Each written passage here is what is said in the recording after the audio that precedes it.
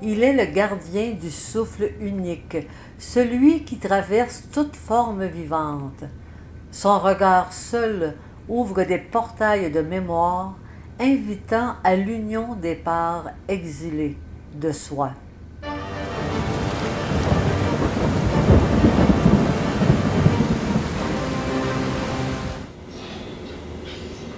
Bonjour et bienvenue. Alors aujourd'hui, j'aimerais vous partager ma vision de l'unité. Quand on pense à l'unité, de savourer l'invisible, de savourer le fantastique, de savourer l'infini. C'est tout des ponts qui s'installent pour toujours mieux communier avec notre lumière intérieure. Et on ne forme qu'un, mais ce un-là, dont notre essence fait partie, fait aussi partie de tout ce qui est possible d'être, et que c'est toujours mué par l'amour, mais avec une conscience. De prendre conscience, c'est quoi, comment est-ce qu'on pourrait prendre conscience? De dire, là, je suis dans un lieu qui n'a ni espace ni temps. Donc, c'est un non-lieu. Alors, d'être dans un non-lieu, rempli de vibrations, de lumière infinie, d'énergie. Alors, juste de méditer sur cette idée d'arriver à avoir des images, mais des images, on va commencer avec des images en 3D, on n'a pas le choix, mais après de se dire, quand je ressens une émotion, peu importe laquelle, notre corps vibre, hein, on les sent ces vibrations-là, et d'aller voir ces vibrations-là qui vont nous aider, nous amener à vraiment ouvrir notre cœur, à goûter à une communion avec l'amour divin, qui est vraiment loin de l'amour humain, hein? C'est vraiment sans condition, et d'être en mesure de sentir l'énergie. On va essayer de visualiser qu'est-ce qui est présentement dans l'air qu'on respire, autant que ça ne peut pas être en haut, ça ne peut pas être en bas, c'est un non-lieu. Alors ça a toujours rapport vraiment à nos fréquences. C'est là, donc c'est en soi, et c'est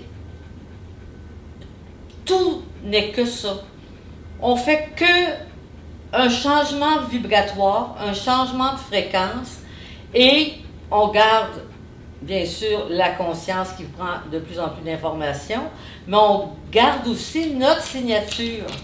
Si on veut la garder, on peut même ne pas la garder. Il y a des multitudes, c'est infini les possibilités. Mais de se rendre compte qu'on vit déjà au paradis, qu'on vit déjà dans tout ce qui est, parce que c'est le cas. Alors si on peut rentrer dans cette lumière qui est que vibration, de même imaginer son corps en vibration, d'imaginer ce qui nous entoure en vibration, on s'approche des subtilités, mais qui sont beaucoup plus vivantes que celles qu'on voit et qu'on touche ici. Tout n'est que là. Pas au ciel, pas au fond de la terre, pas dans l'océan. C'est partout. C'est au fond de la terre, c'est au ciel, c'est dans l'océan. Ça n'existe pas, ces boîtes-là. Il n'y a pas de boîte au niveau de notre lumière. Elle est infinie, elle est tout ce qui est là, on l'a en soi. Tout. Et cette lumière-là, on est comme, notre personnage est à l'intérieur de soi. C'est que de l'énergie créative, consciente, amoureuse, qui, on l'a en soi, mais qui en fait, vu que c'est le tout, c'est nous qui sommes en elle. On est la création et le créateur, donc moi, la création, mon personnage, je suis à l'intérieur de cette orbe de lumière qui se démultiplie à l'infini. Et pour vraiment saisir, goûter, s'activer, prendre de l'expansion en tant qu'être humain au niveau de notre réalité divine, ben c'est de plus en plus de percevoir les choses qui vous entourent comme étant de l'énergie, comme étant de la lumière, comme étant des vibrations. Et une fois que ce qui semble solide devient plus léger, ben vous approchez de plus en plus de la réalité de votre lumière intérieure. Et là se produit vraiment des miracles sans fin. Maintenant, permettez-moi de vous présenter le prêtre de l'un. Vous allez apprendre son nom, son origine, ses pouvoirs. Il nous a même laissé un mantra. Alors, je vous partage les écrits et les dialogues.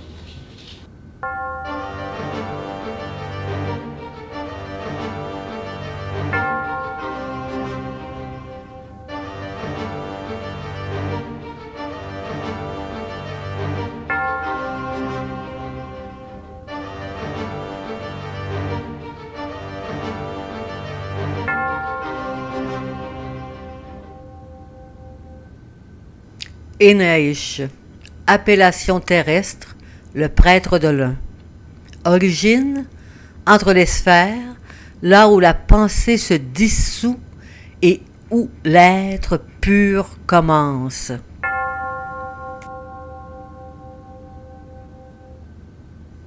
Son visage, vaste et immobile, est un miroir de l'âme humaine.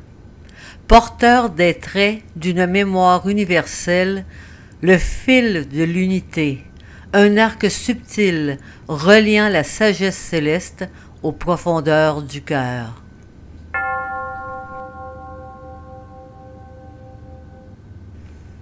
Son rôle, il est le pont vivant entre le monde céleste et le monde intérieur de chacun.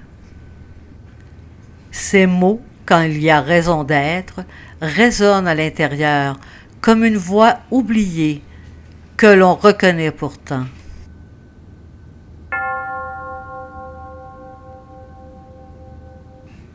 Ses pouvoirs, transmutation par le silence, réveil de la mémoire céleste, activation du cœur sacré.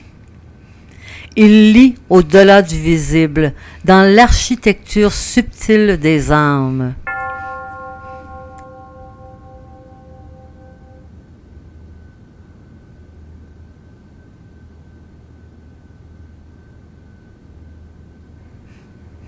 L'intervalle entre deux respirations qui se situe entre l'espace et le temps, ce non-lieu faisant fi des assourdissements, ce non-lieu où les sons, les mots et les pensées se sont tus, où les sentiments sont non-existants, pure contemplation.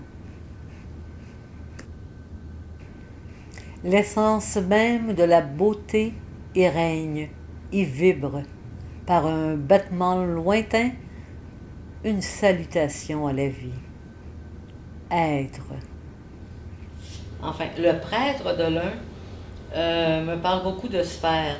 C'est un peu comme une danse. Il y a des danses entre les sphères. Donc ici, ce serait entre différentes personnes, mais là, c'est entre différentes formes créatives au niveau des vibrations qui s'unissent parfois pour créer un son particulier. La vibration de ce son est celui qu'on entend lorsque notre cœur reçoit dans la 3D là, un glimpse, un clin d'œil, un mouvement au niveau du cœur. On goûte à la lumière, à l'amour divin. Et c'est en regroupant différentes sphères que ce son peut voyager dans son énergie et toucher notre cœur. Alors, est-ce qu'il y a d'autres choses à dire?